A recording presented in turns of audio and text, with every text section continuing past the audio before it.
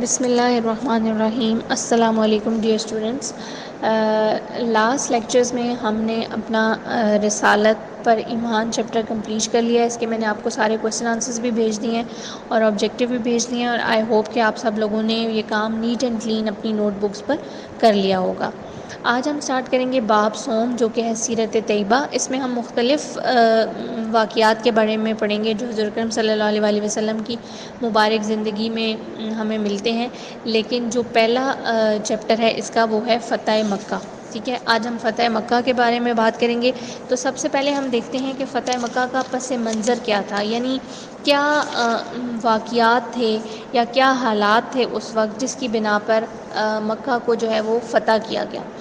تو سب سے پہلے جیسے کہ آپ نے 6 کلاس میں بھی پڑھا صلح حدیبیہ کے بارے میں، صلح حدیبیہ میں مسلمانوں اور قریش مکہ کے درمیان کچھ شرائط طے پائی تھیں۔ ٹھیک ہے، ان میں ایک شرط تو یہ تھی کہ دونوں فریق یعنی دونوں لوگ مسلمان اور قریش مکہ آپس میں 10 سال تک جنگ نہیں کریں گے۔ ٹھیک ہے، اس کے علاوہ یہ تھا کہ عرب قبائل جو ہیں وہ جس فریق کے ساتھ ملنا چاہیں، یعنی عرب کے جو لوگ ہیں ان کی مرضی ہے کہ وہ مسلمانوں کے ساتھ ملنا چاہیں یا قریش مکہ کے ساتھ ملنا چاہیں۔ ٹھیک ہے، دونوں میں سے جس کے ساتھ وہ شامل ہونا چاہیں ہو سکتے ہیں۔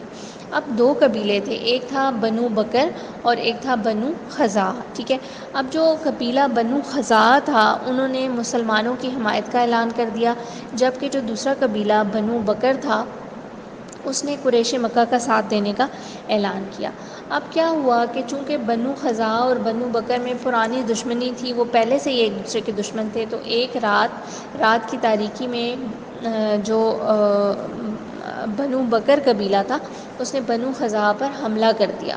ٹھیک ہے، تو وہ لوگ جو ہیں وہ تیار نہیں تھے جنگ کے لیے، اس لیے مجبوراً ان کو خانہ کعبہ میں جو ہے وہ پناہ لینی پڑی، کیونکہ خانہ کعبہ میں خون بہا نہیں کیا جا سکتا تھا۔ لیکن بنو بکر نے خانہ کعبہ کی حرمت کا خیال نہ کیا اور خانہ کعبہ میں یعنی حرم میں داخل ہو کر بنو خزاع کا خون بہایا اور وہاں پہ قتل و غارت کی۔ اب اس کے نتیجے میں کیا ہوا کہ پھر بنو خزاع کا ایک وفد جو ہے وہ حضور اکرم صلی اللہ علیہ وآلہ وسلم کی خدمت میں حاضر ہوا اور انہوں نے عرض کیا کہ قریش اور بنو بکر نے معاہدے کی خلاف ورزی کی ہے، یعنی ایک تو انہوں نے جنگ کی ہے، ہم نے 10 سال تک جنگ نہیں کرنی تھی، دوسرا کیا کیا انہوں نے کہ خانہ کعبہ کی حرمت کا بھی خیال نہیں رکھا، اور حضور اکرم صلی اللہ علیہ وسلم سے انہوں نے یہ ریکویسٹ کی، عرض کی کہ آپ صلی اللہ علیہ وسلم ہمارے حلیف ہیں، اس لیے آپ صلی اللہ علیہ وسلم ہماری مدد کریں۔ تو پھر ان کی اس ریکویسٹ کے نتیجے میں حضور اکرم صلی اللہ علیہ وآلہ وسلم نے حضرت زمرہ رضی اللہ تعالیٰ کو قریش مکہ کی طرف بھیجا اور درجہ ذیل 3 شرطیں پیش کیں کہ ان میں سے کسی ایک کو اختیار کر لیں تاکہ معاملہ حل ہو سکے۔ ٹھیک ہے، تو اب وہ 3 شرائط کیا تھیں؟